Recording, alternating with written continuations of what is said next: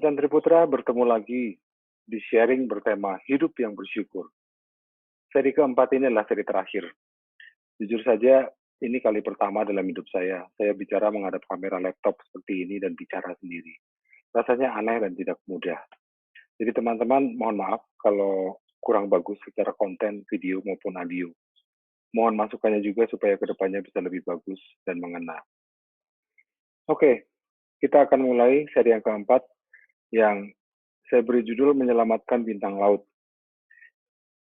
Izinkan saya untuk sharing beberapa slide dulu untuk membungkus seluruh pembelajaran kita dari seri 1 sampai seri 4 ini. Teman-teman, menarik untuk mendiskusikan apa sih hubungan antara bersyukur dengan Triputra DNA. Apa pentingnya bersyukur dalam lingkup perusahaan atau organisasi? Saya akan mencoba mengulas hal ini lebih jauh.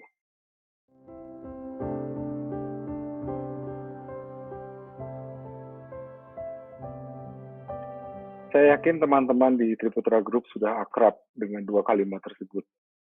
Kalimat sebelah kiri dicetuskan oleh Pak Teddy, founder dari Triputra Group. Khas sekali. Less for self, more for others, enough for everyone. Kalimat yang secara eksplisit maupun implisit, saya yakin hanya bisa muncul dari pemahaman yang sangat mendalam dari seseorang yang sudah selesai dengan dirinya. Orang yang sudah tidak lagi berorientasi pada kepentingan diri semata, namun menempatkan kebaikan orang lain, menempatkan kepentingan orang lain di posisi yang lebih tinggi daripada kepentingan dan kebaikan buat dirinya sendiri. Kalimat yang hanya bisa muncul dari pemikiran seseorang yang humble atau rendah hati. Kalimat itu juga yang menginspirasi Janji Insan Triputra. Di salah satu bagian dari Janji Insan Triputra terdapat kalimat untuk menempatkan kemanusiaan dan kepentingan yang lebih mulia di atas kepentingan pribadi. Teman-teman, kalimat tersebut adalah juga cerminan dari humility, salah satu dari 4 Triputra DNA. Ada seorang guru keagamaan dan spiritualitas, namanya Radhanath Swami, yang pernah bilang begini, actual gratitude is a symptom of humility.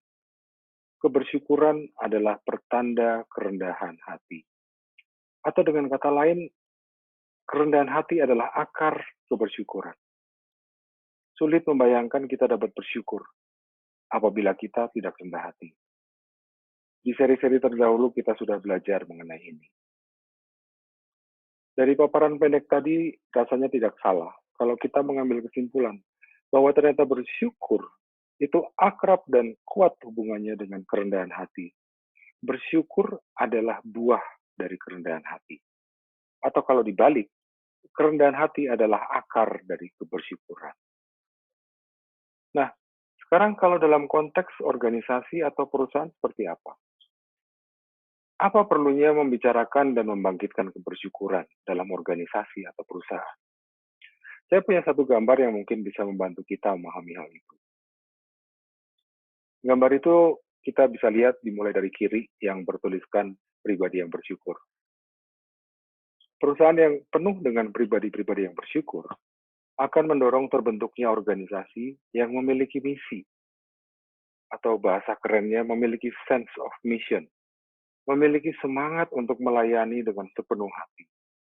Dan bila itu dilakukan dengan konsisten, tentu akan berdampak positif bagi kepuasan pelanggan atau stakeholders yang ada.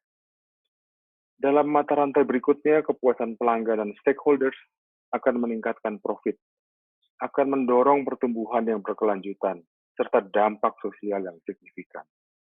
Dan berikutnya lagi, semua itu akan membuat dan menumbuhkan rasa bangga, loyalitas, komitmen, serta rasa self-growth dari karyawan, yang kemudian akan memutar kembali, meningkatkan rasa syukur karyawan, berada dan menjadi bagian dari organisasi.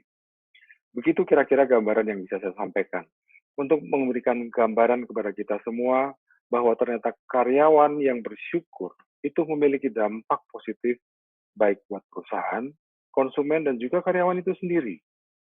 Pemahaman ini mungkin penting bagi teman-teman yang diberi amanah untuk memimpin berbagai perusahaan di Triputra Group. Dalam kesempatan ini, saya ingin mengingatkan, saya ingin mengajak bahwa tugas kita sebagai pemimpin adalah juga membangun organisasi yang bersyukur. Tidak harus melalui cara yang rumit dan canggih-canggih. Setidaknya, mari kita mulai dari diri sendiri. Mari kita terus membangun diri menjadi pribadi-pribadi dan pimpinan-pimpinan yang bersyukur. Yang pikiran, perkataan, dan perbuatannya dapat menjadi inspirasi dan contoh bagi timnya untuk juga menjadi pribadi-pribadi yang bersyukur. Teman-teman sekalian, saya sudah hampir sampai di akhir sharing hari ini. Namun saya masih punya satu video berjudul Menyelamatkan Bintang Laut untuk kita saksikan bersama.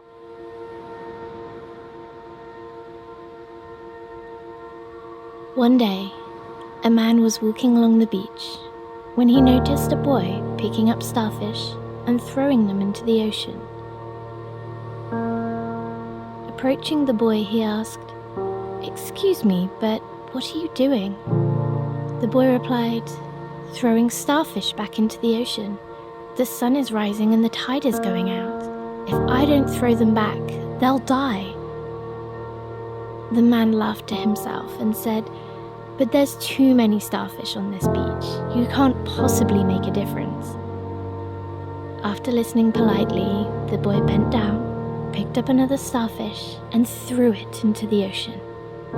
Then turning to the man, he said, "I made a difference to that one."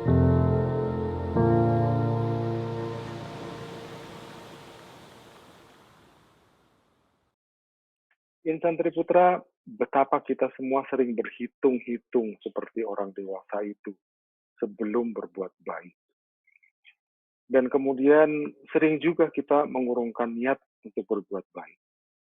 Karena merasa bahwa yang kita lakukan itu tidak penting, tidak material, tidak berdampak, tidak mendapatkan pujian, dan seterusnya, dan seterusnya, dan seterusnya. Film itu mengingatkan kita untuk terus belajar menjadi seperti anak kecil itu. Untuk terus bisa naif melihat seperti anak kecil itu. Dengan diskusi dan pertanyaan yang diberikan oleh si orang dewasa, anak kecil itu tetap yakin dan tetap dapat membuktikan bahwa sekecil apapun dampak dari perbuatan baiknya, tetap saja itu adalah dampak. Kita ingat scene atau gambaran pada waktu anak kecil ini mengambil satu bintang laut dan melempar bintang laut itu kembali ke lautan, dan kemudian berkata dengan meyakinkan dan mantap kepada si orang dewasa, "Setidaknya saya membuat perubahan untuk yang satu itu." Coba kita bayangkan, bila anak kecil itu konsisten seperti itu terus sampai dia dewasa. Betapa banyak bintang laut yang bisa dia selamatkan. Dan betapa orang dewasa itu tidak melakukan apapun, bahkan untuk satu bintang laut pun. Dan coba lebih jauh kita bayangkan, bila suatu ketika anak kecil itu mendapat kesempatan untuk menjadi pemimpin, betapa dia menjadi punya peluang yang jauh lebih luas untuk berbuat baik dan dalam skala yang jauh lebih besar. Teman-teman semua, saya ingin menutup sharing kali ini dengan membacakan sebuah tulisan. Manusia ingin hidupnya bermanfaat bagi sesama. Saat syukur dan cukup ada dalam diri, energi akan tersalur jadi berkat buat sekeliling. Yang melalui cara yang ajaib, tular-menular menjadi kekuatan yang menggerakkan dan mengguncang dunia. Demikian sharing saya kali ini. Saya pamit dengan harapan dan doa agar teman-teman semua terus sehat, bahagia, dan bersyukur.